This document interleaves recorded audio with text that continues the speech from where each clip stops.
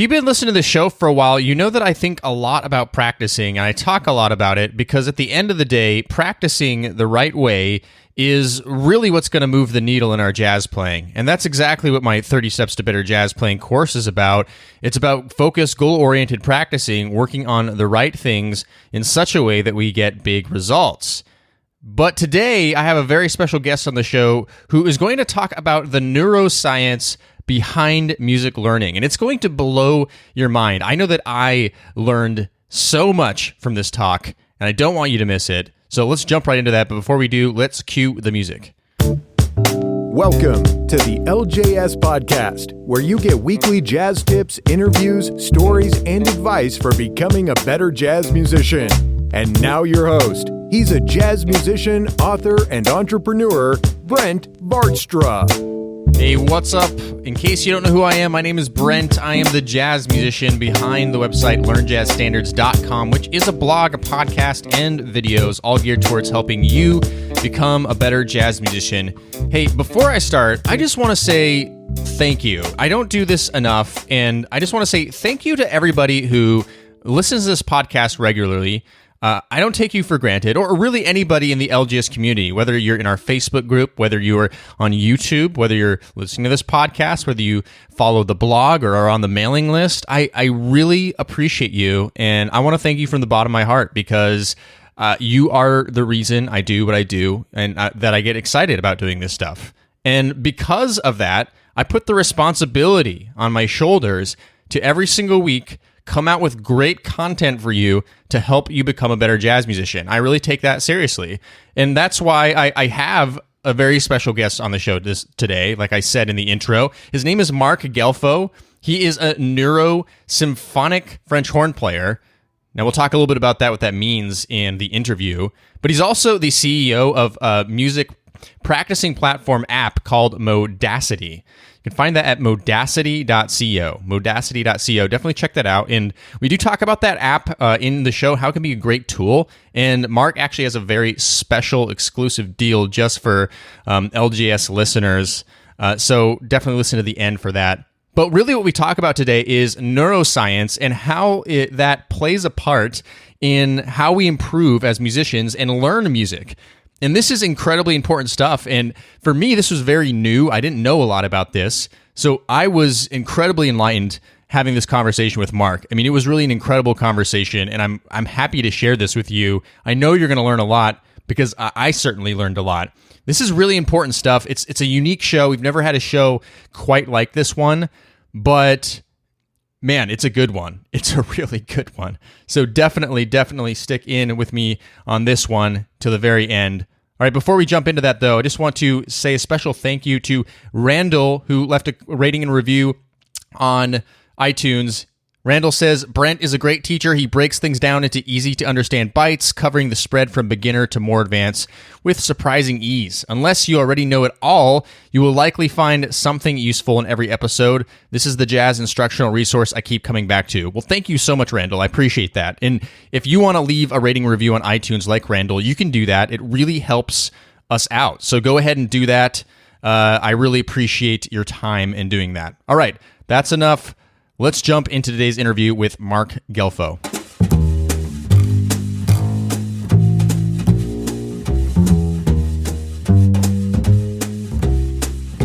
All right, welcoming on the show today is Marc Gelfo. He is a neurosymphonic French horn player, and he's the CEO of Modacity music practice platform. Super excited to have you on, Marc.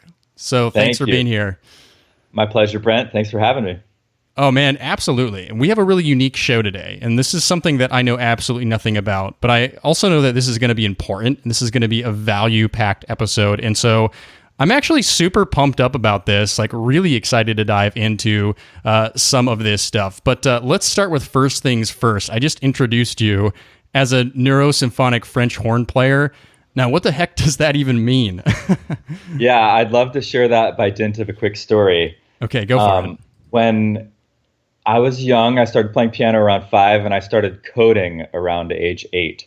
Yeah. And those were passions of mine all throughout high school. I coded like an AI little bot in, age 11 or something, a chat bot. and I was playing horn and decided to study music. But in the end, I didn't get into music school, so I studied cognitive science. Okay. And that awoke my passion for cognition, neuroscience, philosophy of mind, and a lot of the things we're going to talk about today.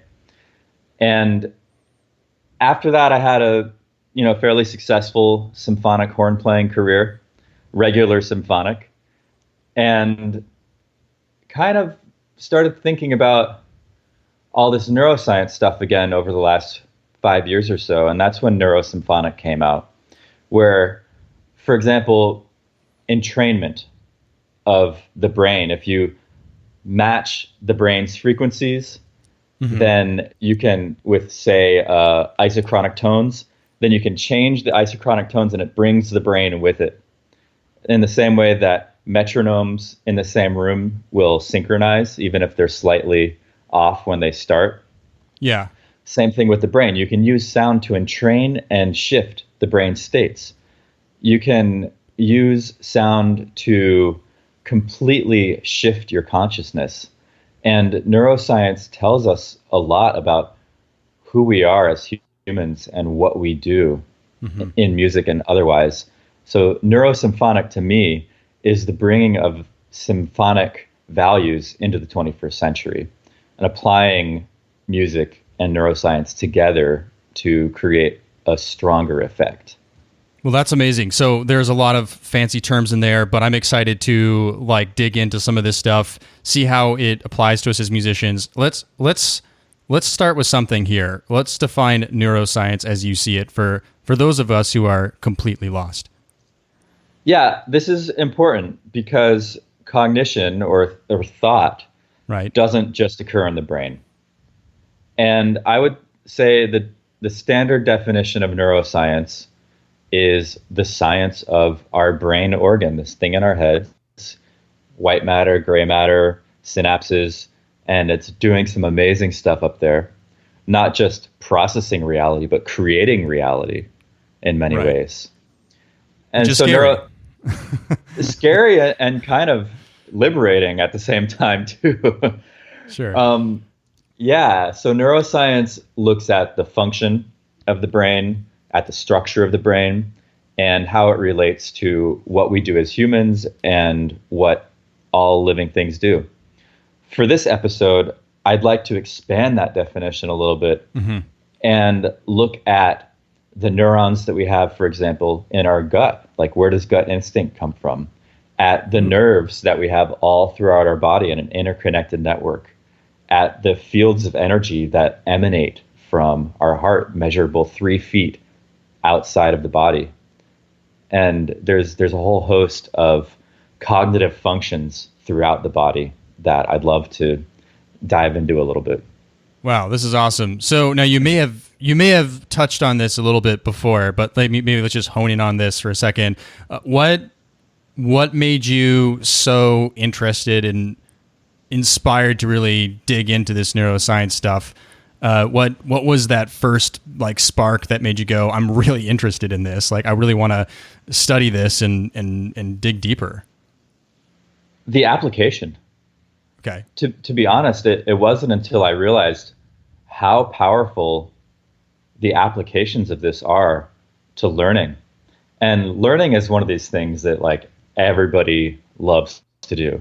And in fact, learning, the learning centers of our brain have the most endorphin receptors of any part of our brain.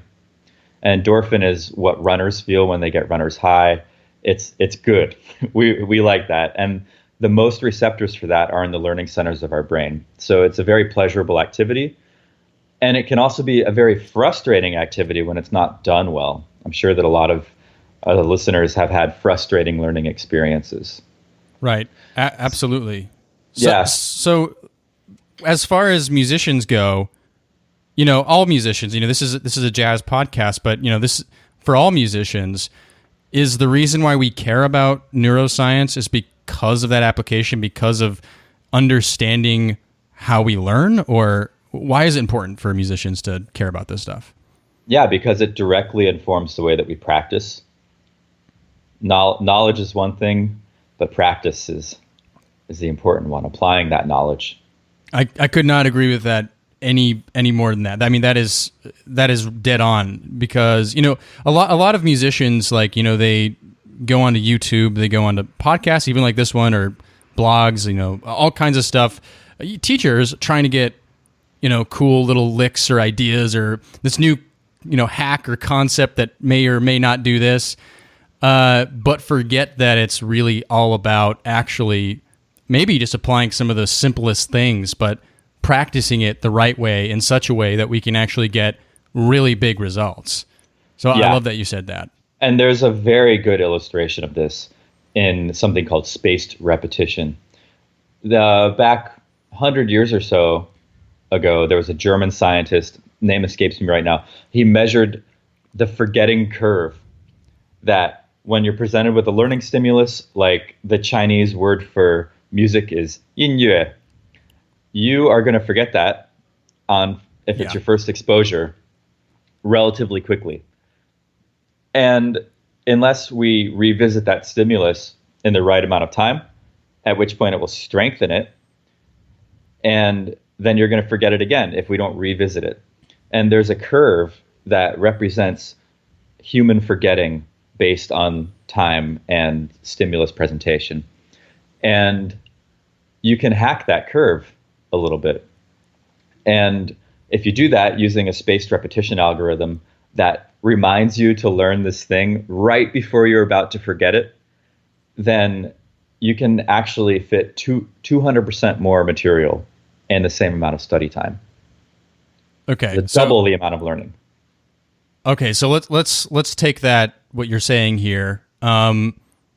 Let's say, so one common problem that I feel like jazz musicians have, that, well, it's a common question that I get from a lot of listeners and you know, of the show, or on the, you know, followers of the blog. You know, they forget, they learn a jazz standard or a piece of jazz repertoire, and they so easily forget it. So with some of the stuff that you said, like if someone's trying to learn a song, set of chord changes, for example, and not forget them, like, given what you just said, like what like advice would you give them? Well, this is why I'm so passionate about making music practice software. Yeah. The advice that I would give somebody like that is to track your mastery.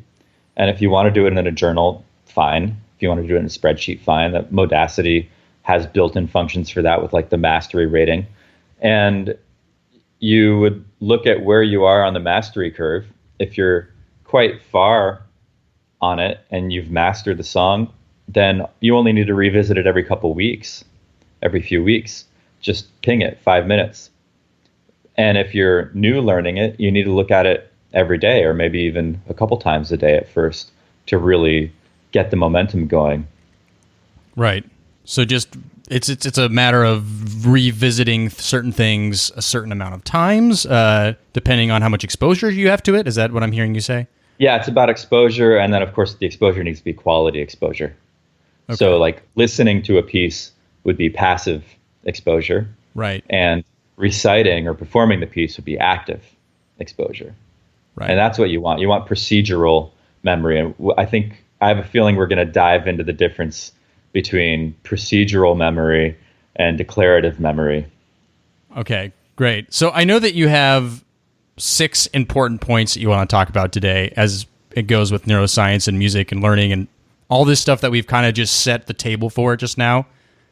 Let's start diving right into those. Where do we start?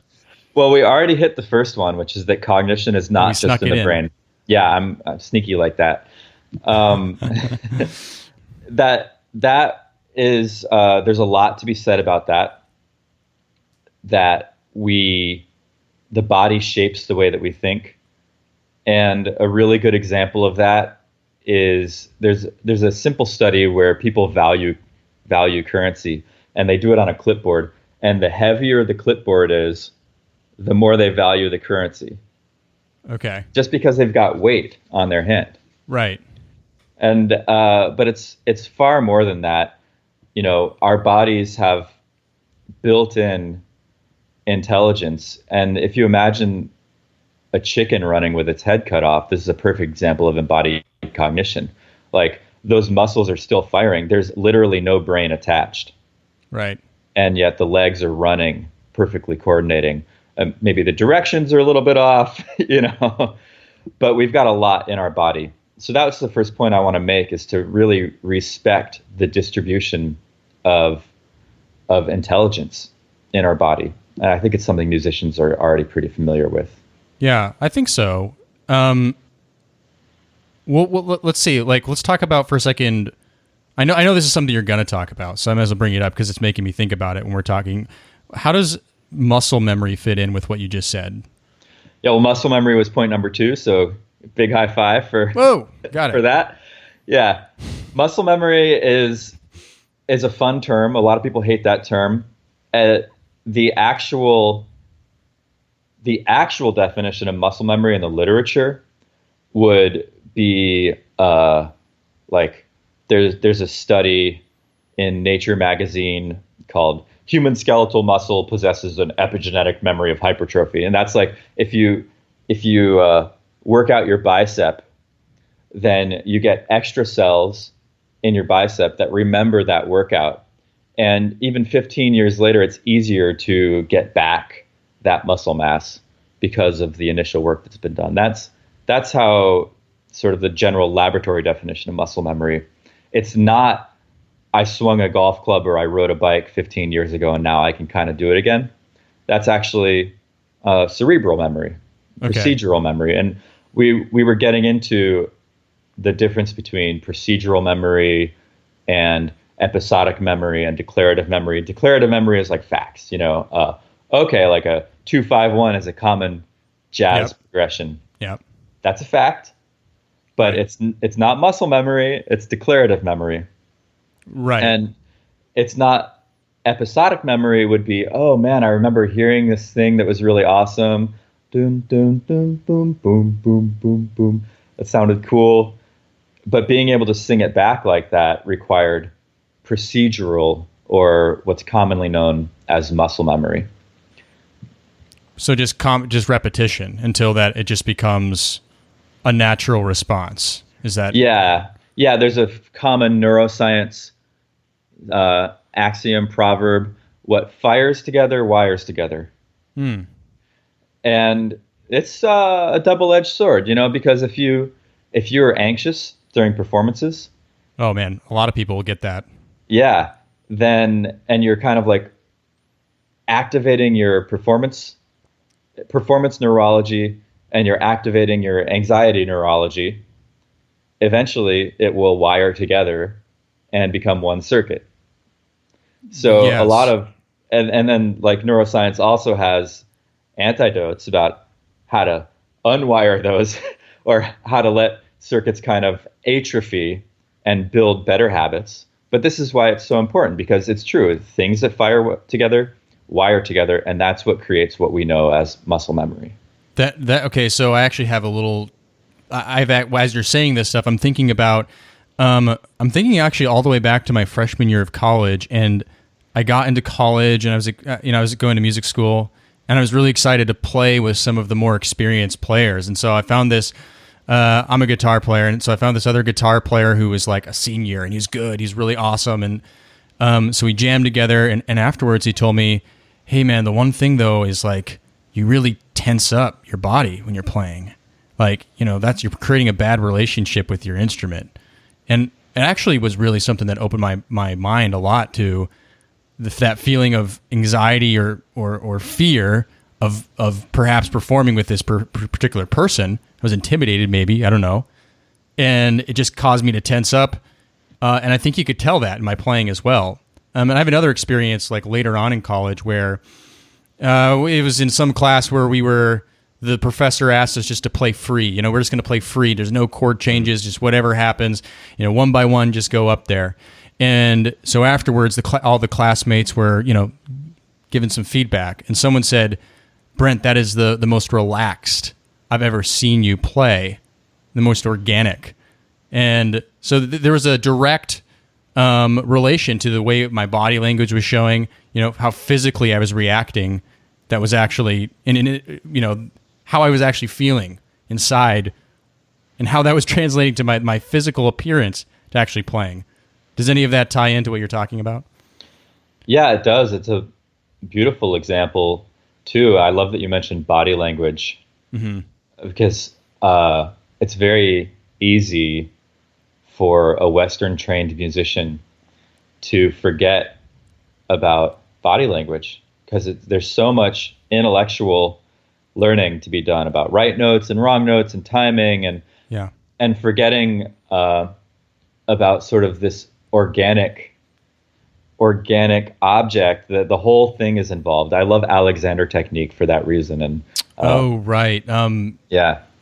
Explain Alexander technique. I'm vaguely familiar with it. It's a lot of posture stuff, correct? Yeah, you could look at it that way. Alexander technique is really concerned with just two basic things. One of them is inhibition and one of them is direction. Inhibition means not doing a thing, which can be a very good thing to learn. Like, how do you not tense your shoulders? Yeah. How do you not, clamp down on your fingers before an important change or overshoot a shift on a double bass? How do you not lock up on a brass instrument right before you articulate? Once these things become habits, it's very difficult to inhibit. So Alexander technique teaches the art of inhibition, the science of inhibition. And then the corollary to that is direction. For example, allow your neck to be free. Yeah. Allow your shoulders to glide on your back. And just that little direction. I don't know if you noticed a physiological change when I issued that. Yeah. Yeah. Absolutely. Yeah. It's powerful stuff. I mean, when you're talking about this, I'm like literally going, I've experienced this. I've totally experienced this. I guess we just don't think about the stuff that you're talking about regularly and how important these things are. Yeah, depending on how you practice. And that, again, like that's where my app comes in. I was so tired of having 1,000 things to focus on and no system to organize it. So finally, I was like, I need something to capture this, structure it, and take care of all that organization for me so I actually have time to play my instrument and build my mastery more effectively. Yeah, absolutely. We're going to talk about Modacity in a little bit. Really exciting thing that you've done. I think it's actually a great tool. I'm really excited to talk about that. I have on our notes here, I have language. Yes, we're so on the same page. You mentioned body language, and I was like, we got to talk about language and music. Right. It's a huge one. It is a huge one. It turns out that the areas of our brain for language processing are highly recruited by music. I don't know if you're familiar with like syntax, semantics in language. Syntax would be like how you put together phrases. Right. I like my coffee with milk and sugar. Mm-hmm. And there's a structure there. It's not just a linear sequence of words. Like coffee is a noun, my coffee is a noun phrase, I like noun verb, but that's a verb phrase, noun phrase, I like my coffee, with blah blah blah is a prepositional phrase. So there's a whole tree that. Wow, you remember stuff that I just do not remember from junior high school anymore. Yeah, or whenever that was. Yeah, this is my specialization in college, but that's called a syntax tree. Yeah, and it's the same thing in music. It's like those aren't just a series of notes. Is like one little element, and that has its own little phrase. So it turns out that this syntax tree for music and language is processed in the same place, and that we use the same neural structures and intelligence, and that actually when babies and young ones are learning language, it looks like from imaging studies that they're actually just processing it as a form of music first. Wow, that's insane. Right? I mean, that's just, I don't get it. Like yeah, I mean, we should get it. We don't get it. It seems unintuitive just because of the way that our culture has framed the musical experience. Okay, and to describe that, but describe that culture. Well, I've seen this in symphony world. I think it's also in the jazz world where it's a huge focus on notes. There's right notes and there's wrong notes. Yeah. And timing, and there's right timing and wrong timing and intonation. And it's a very like correct and incorrect approach to music, and not very the initial steps into music are not about emotion and meaning, which ultimately are the two factors in music and language. Right. Emotion and meaning, that's what it's all about.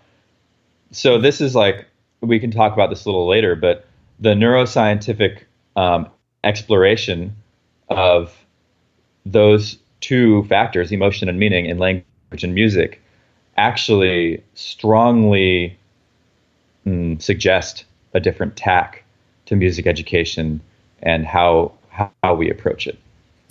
I think that's brilliant. One thing that I notice in the jazz world, you know, as someone who creates a lot of content, videos, podcast episodes, blog posts, jazz lessons, I keep track of what things really get a lot of attention, like what people seem to like, what they seem to not like. I notice that if I post something about a practice technique that could really help you, like if you just follow this particular technique, I mean, that's, for me, that's the stuff that really matters. And it'll do fine. I mean, it depends on what it is. But if I post something on how to apply minor pentatonic scales over X amount of different kinds of chords, I mean, huge traffic spike, because people want to know what are the quote unquote right notes. What are the right, how do I not make a mistake when I play? I think that's where it's coming from, which is, I can get it, but that kind of goes right to what you're saying about the culture of how we learn music. Would you say so? Absolutely. And the function of music in society, which for most of human time was very inclusive and central. Music and dance and rhythm were things engaged in by every human very regularly. And we all have that innate musicianship. So I think that it's time for a movement to restore that use of the universal language. That's very important for our global situation. Okay, amazing. Okay, great. So we've talked about cognition, not just in the brain. We've talked about muscle memory, some facts, some fiction about all that. We've talked about language as far as it goes with music and some of this stuff. What next? Mastery. Okay. Mastery. What does it all mean? Mastery of anything. What does it take to learn better? How do musicians currently learn? What does science know about learning? How do we close that gap? We all want to master our instruments, right? I mean, that's why people are listening to this podcast. They want to know how to play their instruments better. They want to know how to play jazz better. So let's. Yeah. And based on what I just said, I really want to encourage people to evaluate that priority and think, what do I really want to master? Is it my instrument or is it music? Right. Ooh, yeah. I like that. Yeah. I got to think about that one myself. Me too. On a daily basis. Yeah. Well, first of all, you're 42% more likely to achieve a goal if you write it down. So I encourage everybody listening right now to take a pencil, pen, computer, smartphone, and write down what a mastery goal might look like for themselves. For me, it would be to perform multiphonic music on the horn in the next 6 months. What's one of your performance goals that you might have? Yeah, well, I actually shared this in an episode a while back because we did an episode talking about the importance of you're calling them mastery goals. I actually call them master goals. I mean, so kind of the same line. And one that I shared was, I want to feel like if I walk into a gig and I don't even know what the music is, but someone just, whatever it happens to be that gets thrown in front of me, that I would feel confident to be able to perform that music. Like that's a mastery goal for me. Wow. Anywhere in the world? I guess I'm thinking more along the lines of like kind of the New York jazz scene. The New York jazz scene. But I mean, that would be probably let's start there, and then we'll move on to more after that. Cool. Yeah, that's mine. Cool.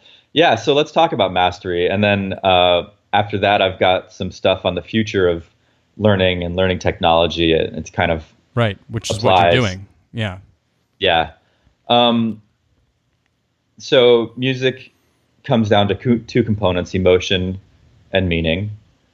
And when those are left off the table, when you're just doing rote exercises that are meaningless and emotionless, that leads to fairly low recall. And a lot of people have been prescribed these exercises. Look, just play your scales, put in your time, do it with the TV on, and develop your muscle memory. And it's like, okay, cool. I mean, that can have some effect. But it's really important to pay attention to the role of meaning and emotion in mastery practice. So the number one tip that I would say applies to musicians is to put your heart into what you play. And if that's not clear how to do it, find a way to do it. Explore the meaning of what you're playing, whether it's a scale or a long tone or a jazz standard or a free improvisation. And make sure that there's 100% engagement. Because what happens when you're 100% engaged or 105% engaged or 95% engaged is that you enter what's called a flow state, assuming that the requirements are set up for that. Yeah. Flow was first detailed in the 70s, 80s by Mihai Csikszentmihalyi, but there's some great researchers innovating in that, like Flow Dojo by Jamie Wheel and Stephen Kotler is a great resource. They just published a New York Times bestseller called Stealing Fire, all about flow states, peak performance, how Navy SEALs do it, how elite athletes do it. And when you're in this state, your neurochemical balance is different. And retention is 500% better. Creativity is increased, retention's increased, engagement is increased. And all of that leads to much deeper learning and faster mastery. And they're talking about cutting this idea of 10,000 hours down to 1,000 hours or 5,000 hours. Right, because that's a common thing. I mean, I forgot who came up with the 10,000 hour rule thing, but I know Malcolm Gladwell kind of brought it, the attention to it with his book Outliers and stuff like that. So bringing it down to 1,000. So how do we get to that flow state then? That's my question. Yeah. It's by making sure that the challenge of something is balanced with your ability, such that the challenge is just slightly more than your ability. Mm-hmm. So if it's too easy, you won't be in a flow state. And if it's too hard, you'll be overwhelmed and you won't be in a flow state. And it really just comes down to those two variables. It has to be something that's meaningful and enjoyable for you as well. Like I said, you need to be 100% engaged. It needs to be interesting and challenging. And you just ride that curve and make sure that you're staying in there. Right. It's like surfing, I guess. Mm-hmm. I'm not a surfer. I shouldn't have used that example. That was dumb. I have no idea if it's like surfing. But yeah, that's amazing. I like that a lot. Because I can relate to that, feeling overwhelmed by some enormous challenge, which usually is because I haven't broken what I'm trying to do down into bite-sized pieces, right? Mm-hmm.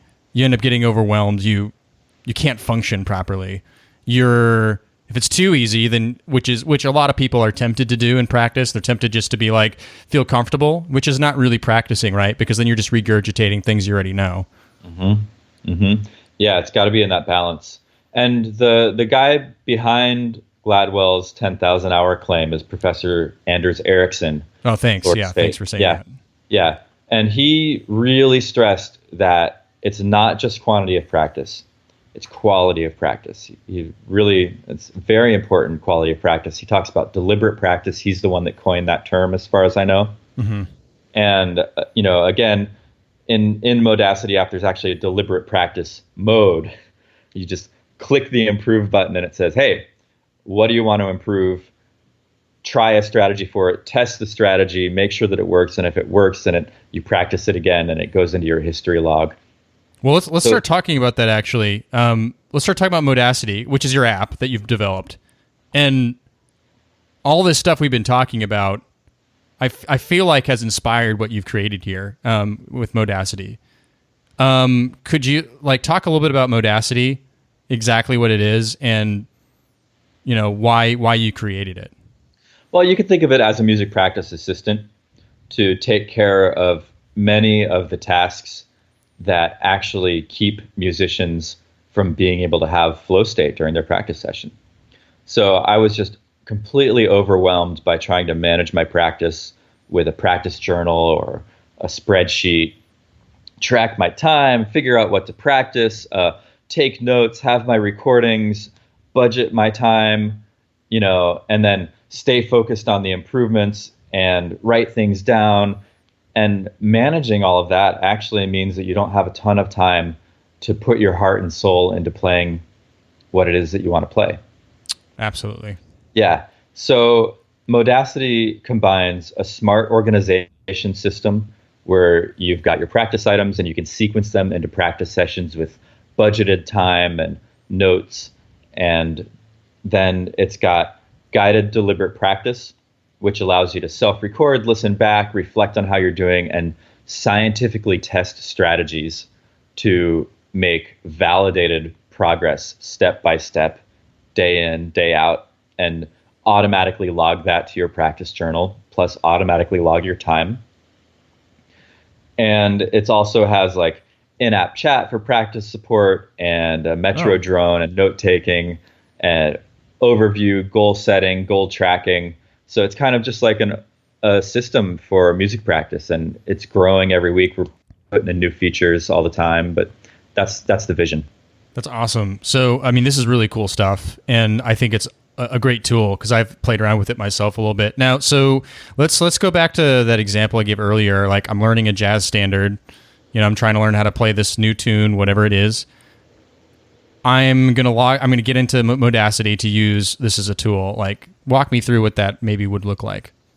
Yeah, it kind of depends how much else you're learning and how deep you want to go into the standard. If it's like a Louis Armstrong song versus giant steps, you may approach it differently. Mm-hmm. Absolutely.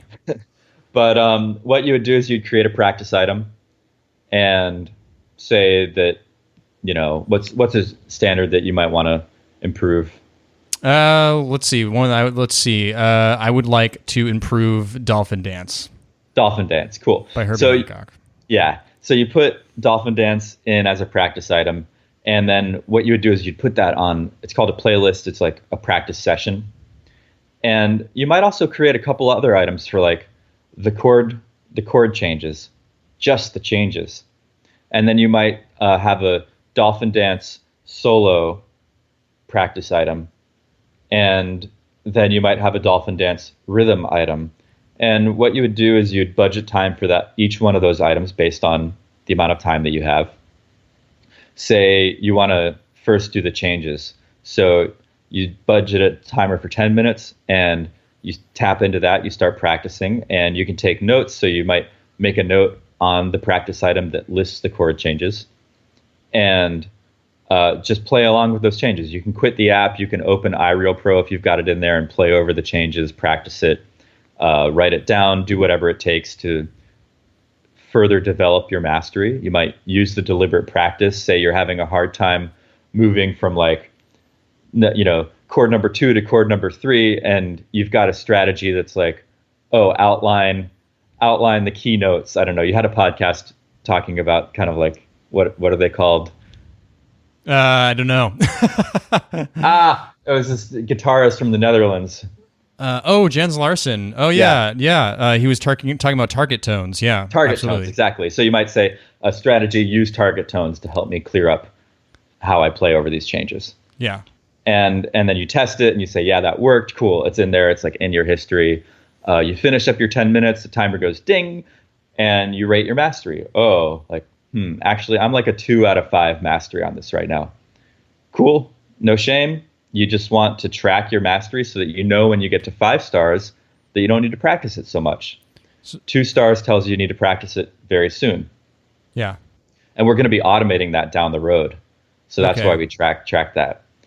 Then you pop into rhythm and you spend 5 minutes paying attention to your playing in the groove, like make sure your rhythmic feel is cool, maybe isolating some rhythmic vocabulary, recording yourself playing that vocabulary, And then that vocabulary gets saved, those recordings get saved on that practice item. So you can revisit it next time you come back, immediately listen to those recordings of yourself and further develop that.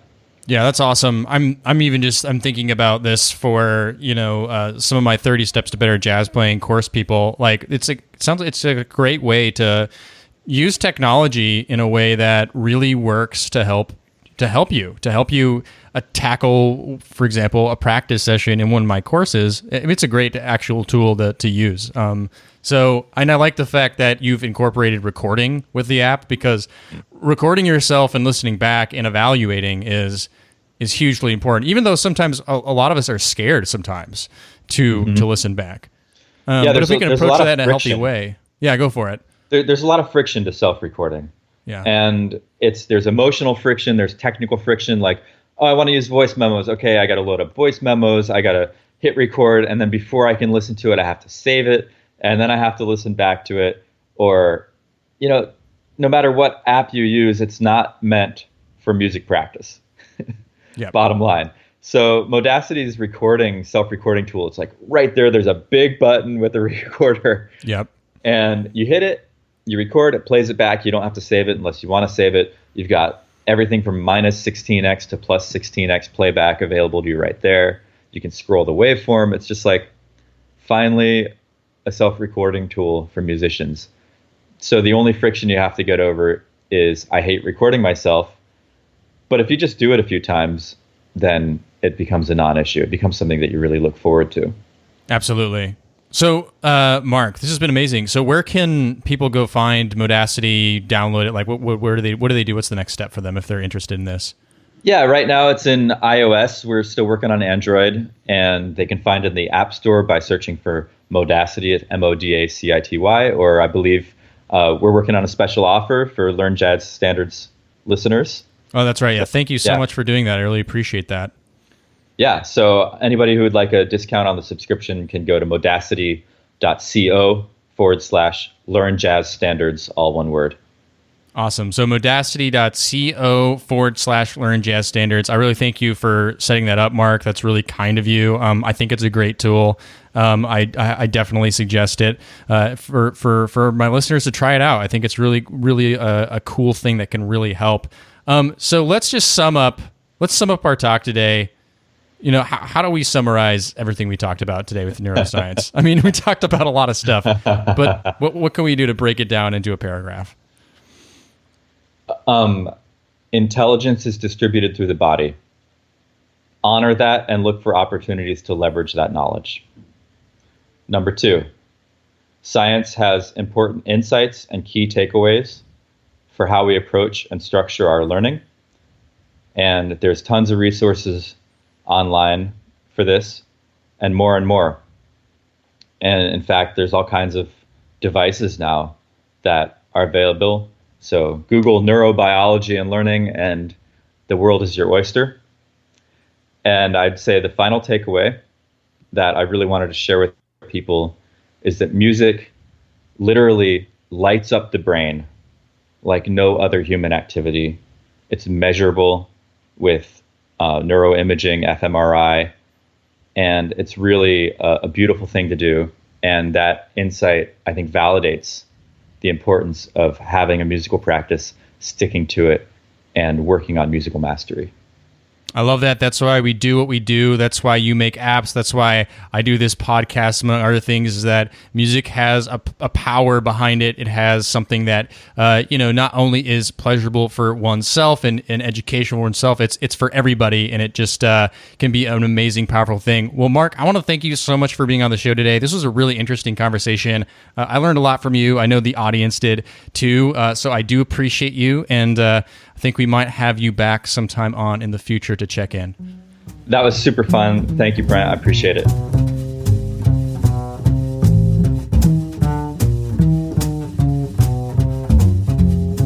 All right, that's all for today's show. Another big thank thanks to our special guest, Marc Gelfo. What an awesome episode. Super appreciate him. And remember, if you want to take him up on his offer, go to modacity.co/learn jazz standards. All right. Hey, if you got some value out of this show, please leave a rating and review on iTunes, your favorite podcast listening service. Really appreciate that. We're going to have another great episode for you next week. I'm keeping them coming. It's never going to stop. So I'm looking forward to seeing you back then. Thanks for listening to the LJS podcast, brought to you by LearnJazzStandards.com. Subscribe to the series on iTunes, and don't forget to join our jazz community at LearnJazzStandards.com/newsletter.